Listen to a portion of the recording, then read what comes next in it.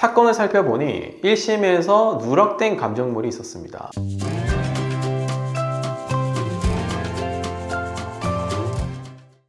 안녕하세요, 김민중 변호사입니다. 토지 수용을 당하게 되면 4가지 절차로 진행이 됩니다. 협의 보상 단계, 수용 재결 단계, 이의 재결 단계, 행정소송 단계로 진행이 되게 되는데요. 토지 보상은 토지보상법에 따른 기준으로 보상을 받게 됩니다. 대부분 개발이익이 포함되지 않은 채 감정이 되기 때문에 내가 생각했던 것보다 더 적은 금액으로 보상금이 책정되게 됩니다.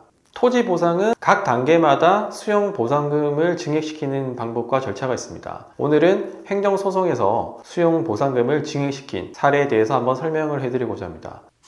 저희 법인에서 진행을 했던 사건인데요. 사실관계는 이렇습니다. 우선 토지가 수용이 됐고요. 협의 단계를 거쳤고 협의가 되지 않았습니다. 그래서 수용 재결, 이의 재결을 거쳐서 행정소송까지 제기했어요. 1심은 다른 로펌을 선임하셔서 진행을 하셨는데요. 1심에서 감정을 한 결과 500만 원 밖에 오르지 않은 상태에서 감정평가액이 정해졌어요. 1심에서 다시 감정을 했는데 500만 원 밖에 증액이 안 되는 거예요. 그런데 그 500만 원도 1심 법원에서 인정을 해주지 않아서 전부 패소를 해버렸습니다. 그래서 그 이후에 항소를 해서 저희 법무법인에 이제 찾아오셨던 거예요. 사건을 살펴보니 1심에서 누락된 감정물이 있었습니다. 1심에서 이렇게 감정을 진행을 할 때 감정 목적물을 꼼꼼히 정해서 감정 요청을 해야 되는데 누락된 감정물이 있었던 겁니다. 그래서 그런 부분을 꼼꼼히 기재를 해서 누락된 감정물을 특정을 했고요. 그리고 보통 1심에서 감정이 이루어지면 항소심에서는 감정을 잘 안 받아줍니다. 그래서 저희 사건 같은 경우에도 이게 항소심에서 감정을 받아줄지 안 받아줄지 이게 의문인 사항이었어요. 그래서 꼭 누락된 부분을 감정을 해야 하고 누락이 될 수밖에 없었고 왜 누락된 감정물을 다시 감정을 해야 되는지에 대한 부분을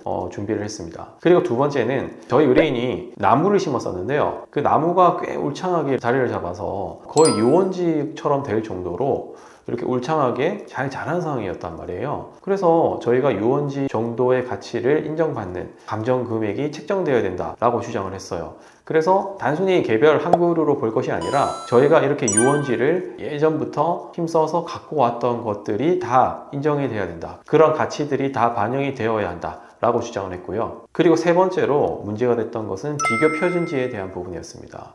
1심에서 감정평가사가 잡았던 그 비교 표준지는 지금 우리 의뢰인의 토지, 집과 전혀 상황이 맞지 않는 그런 비교 표준지였던 것입니다. 의뢰인의 토지는 계곡 근처에 있고 유원지가 형성되어 있고 식당 영업 허가까지 나오는 그런 곳이었어요. 그런데 비교 표준지는 이런 환경과는 전혀 맞지 않는 곳이었어요. 그래서 이런 것들을 지적하면서 우리의 환경이, 노력이 반영된 감정 결과가 나와야 된다 라고 주장을 했던 것입니다. 결국 항소심에서 추가 감정 신청을 받아들여졌습니다. 그래서 감정이 이루어졌고 감정이 진행되는 상황에서도 현장에 나가서 꼼꼼히 우리가 누락된 부분을 설명을 하고 유원지로서의 가치가, 가격 가치가 인정이 돼야 된다 라고 하는 걸 주장을 했습니다. 그래서 1심에서는 전부 패소를 했는데 2심에서는 1억 원 이상 그리고 플러스 이자까지 다 인용 결정이 나게 되었습니다. 특히 행정소송 단계에서는 이렇게 감정평가에 대한 전문적인 도움을 받으실 필요가 있어요. 앞서 말씀드렸던 것처럼 토지 보상에 대해서 각 단계가 있고 각 단계마다 보상금을 증액시키는 절차와 방법들이 있어요. 이런 절차와 방법을 모르면 수천만 원에서 수억 원까지 피해를 입으실 수가 있습니다. 저희 법인에서는 토지 보상 관련된 사건을 많이 하니까 수천 건에 해당하는 데이터가 이미 쌓여 있습니다. 토지 보상과 관련해서 어려움을 겪고 계신 분들은 꼭 전문 변호사의 도움을 받아보시기 바랍니다.